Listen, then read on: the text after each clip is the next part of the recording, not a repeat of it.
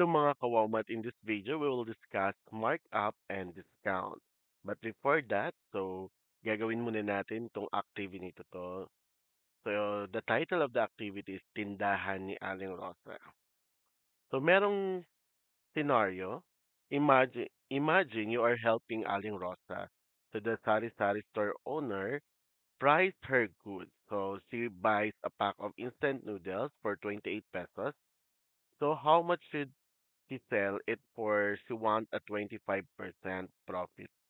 So anong gagawin natin? So una, of course, aalamin natin kung magkano yung 25% ng 28 pesos kasi yun ang idadagdag natin dun sa price na 28 pesos. So yung cost price ng instant noodles na binili niya ay 28 pesos at kapag kinumpute natin yung 25% na additional doon sa 28 pesos, we will multiply lang, no? Gagawin lang nating decimal yung 25%. So, maging 28 multiplied by 0.25. And that is 7 pesos. So, ibig sabihin, idadagdag natin yung 7 pesos dun sa cost price na 28 pesos. So, ibebenta ni Aling Rosa yung instant noodles ng 35 pesos. So, dinagdag lang natin. So, 28 plus 7, so that is 35 pesos. Next is, since alam naman natin no, dito sa Pilipinas, tabi-tabi yung mga tindahan. So, even the sari-sari store.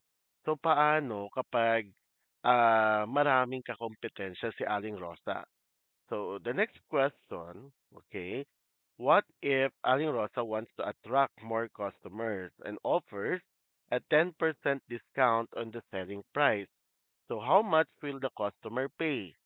So from 35 pesos, 'di ba, mula sa 35 pesos na benta niya para mas dumami no yung customer niya, magdi-discount siya, magbibigay siya ng 10% discount dun sa 35 pesos.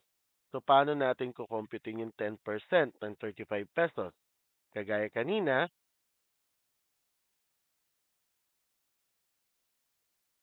okay, gagawin lang nating decimal yung 10%, so that is 35 pesos times 0.10. So the answer is 3.5. Since discount ito, hindi natin idadagdag yung 3 pesos and 50 centavos dun sa 35, but ibabawas natin. So, 35 pesos minus 3 pesos and 50 centavos, the answer is 31 pesos and 50 centavos. So, yan na lang yung babayaran ng customer ni Aling Rosa dahil binigyan niya ng 10% discount. So, yung binigay kanina, no, kung paano nag-add ng 25% at nag-discount ng 10%, so yan ang discussion natin today. So ito, yung proseso niyan, that is a markup. So since nag-markup siya ng 25% from the cost price na 28 pesos, and from the 35 pesos naman, nag-offer ng discount si Aling Rosa. So bali yan po yung dalawang proseso ng kung paano natin i-compute yung markup and discount. So para maintindihan ang markup and discount, so mas itatalakay pa natin ng mas malalim. So when I say markup, this is the amount added to the cost price of goods to cover overhead and profit. So compute the markup amount, simply get the cost price and multiply to the markup rate. So kapag markup rate, yun yung mga nakikita natin na may percentage, okay? So yung may percent symbol. So markup rate, so you use this formula, markup amount divided by cost price multiplied to 100. And the selling price, cost price multiplied by markup. Okay, so this will be add. Okay, so the selling price will, so this will be add. Okay, so wait for a while. Okay, so again, the formula for selling price is cost price plus markup. So, kanina kasi naka-multiplication siya eh. So, that is addition. So, for example, Aling Tessie buys 1 kilogram of pork for 220 pesos and wants to sell it with a 30% markup. How much is the selling and markup price? So first, okay, let us compute the markup amount. So the cost price times the markup rate. So yung cost price natin dito is yung 220 pesos. And then yung markup rate natin is 30%. Na kung saan, i-convert muna natin into decimal. So 220 multiplied by 0.30, the answer is 66 pesos. So yan yung markup amount. So kumbaga, ito yung idadagdag natin doon sa 220 pesos. So para makuha yung selling price, cost price, plus this is addition.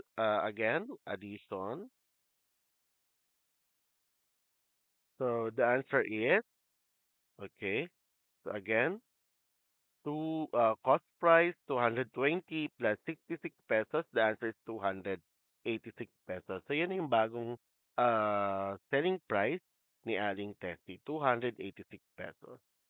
Next, another example, a group of students made keychains for 15 pesos each and sold them for 25 pesos.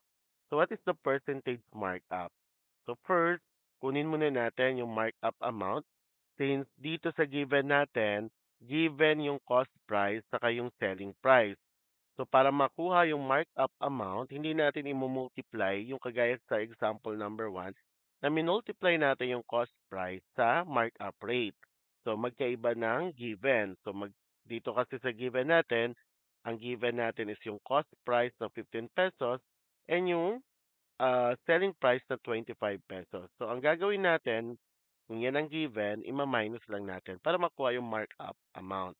So 25 minus 15, the answer is 10 pesos. So para makuha natin yung percentage markup, o gamit yung formula, so the markup amount divided by the cost price. So 10 pesos divided by 15, okay? And then multiply it by 100. So hindi ko na ilagay yung times 100 dito. So after dividing, okay, 10 divide 15, okay, using your calculator, equals muna, then multiply it by 100. So the answer is 0. That the answer is 66.67%. Okay? So that's it. So yan yung markup rate. Next, paano naman yung discount? Discount is a reduction on the original price of an item. So, pag kukunin natin yung discount amount, selling price times the discount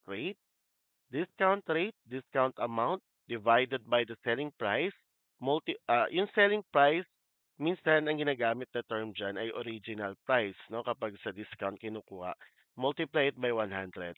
And the sale price, so ito na yung bagong price after na discount, original price minus the discount amount. So for example, Mark finds a bag in Divisoria priced at 500 pesos but is offered a 20% discount. So how much is the selling and discount price? So first, kunin natin yung discount amount. So selling price times the discount rate, yan yung formula. So ano ba yung selling price natin? 500 pesos or selling price or the original price. So the original price 500 pesos multiplied by the discount rate which is 20%. So kapag kinonvert natin in decimal that is 0.20. So again, kung hindi mo pa alam kung paano kino-convert ang percent to decimal, pwedeng may dalawang paraan ka para ma-convert yan. Una, okay, move two places. Okay, mula dito sa harap, move two places to the left. Tapos ilagay mo yung decimal dito sa unahan, kaya 0.20. Or, using your calculator, i-divide nyo lang ang 20 sa 100, makukuha nyo yung 0.20 or 0.2. So, multiply lang natin, the answer is 100 pesos. So, yan yung discount amount. This discount ito, para makuha natin yung sale price, yung original price na 500 pesos, ima-minus natin sa 100. So, 500 minus 100 is equal to 400 pesos. So, ito na yung presyo, ito na yung bagong presyo dahil na-discount na siya ng 100 pesos. Another example, a bag costs 1,800 pesos and is now sold at 1,350 pesos. During a clearance sales, what is the discount rate applied?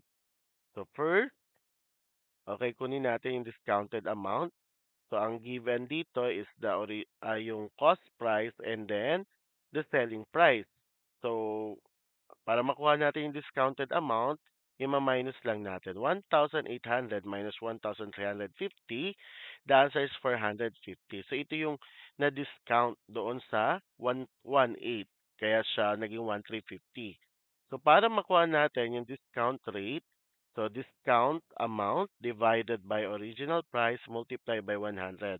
So 450 divided by 1,800 multiply to 100, the answer is 25%. So I hope dun sa apat na example, okay, medyo malinaw na sa inyo how to compute the markup and discount. Okay?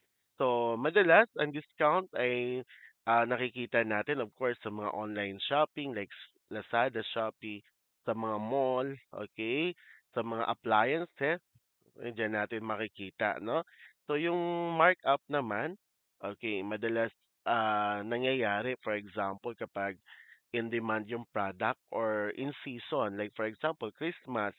So, mula dun sa dating presyo nila, nagma-mark up sila ng ganitong percent dahil nga in demand yung product. Okay? Halimbawa na lang sa mga prutas, since yung mga prutas ay seasonal, so kapag marami no ang naghahanap, so kumbaga nagma-mark up sila ng a certain percentage para mas malaki yung kita. O halimbawa na lang kapag Valentine, so yung mga presyo ng bulaklak medyo mataas. Pag araw ng mga patay, yung presyo ng kandila medyo mataas. So, ganun po. Okay? Pag discount naman madalas, okay, kapag let's say for example, start ng magsisimula na yung pasukan. So, yung mga nagtitinda ng mga school supply, nagdi-discount sila kasi halos lahat, 'di ba? Okay, yung iba naman nagtataas. Okay, depende, no? Depende sa sitwasyon din. Okay? So, meron ako another five sets of questions, multiple choice. Okay, you can write your letter, you can write your answer, and then after the five questions, i-reveal natin yung sagot. Okay, for question number one, if a product costs 400 pesos and is marked up by 25%, what is the selling price? A, 450 pesos, B, 500 pesos, C, 525, D, 400.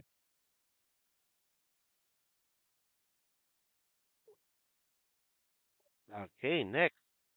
Number two, a 1,000 cell phone case is sold with a 10% discount. What is the discounted price? A, 1,010 pesos, B, 900 pesos, C, 990 pesos, D, 950 pesos.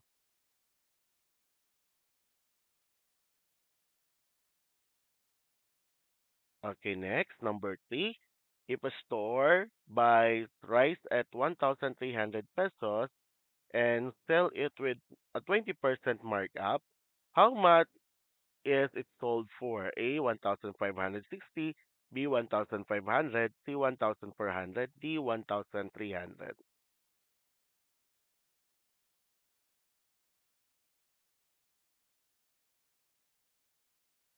Okay, next. Number four, what is the formula to calculate discount? A, selling price times rate. B, original price times discount rate. C, discount divide the original price. D, price plus discount.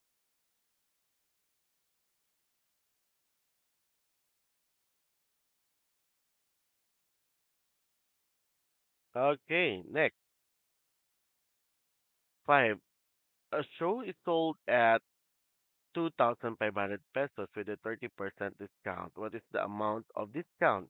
A, 750 pesos. B, 600 pesos. C, 800 pesos. D, 1,000 pesos.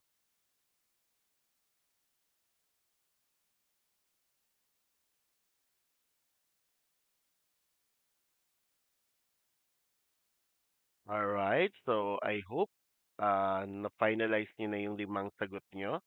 Okay, so the final answer or the answer for number one, 2, 3, 4, 5. Okay, reveal natin. So for number one, letter B, number 2, letter B, number 3, A, number 4, B, and number 5, A. So, congratulations if you got 4 and 5. So, ibig sabihin, naintindihan niyo yung lesson natin. So, kung nakakuha ka naman ng 3 and below, so, I think kailangan mo pa mag-practice or maghanap ng other learning exercises about markup and discount para mas ma-enhance pa yung understanding mo about this topic. Alright? So, thank you for watching this video class. So, I hope natuto kayo. So, see you again to our next video.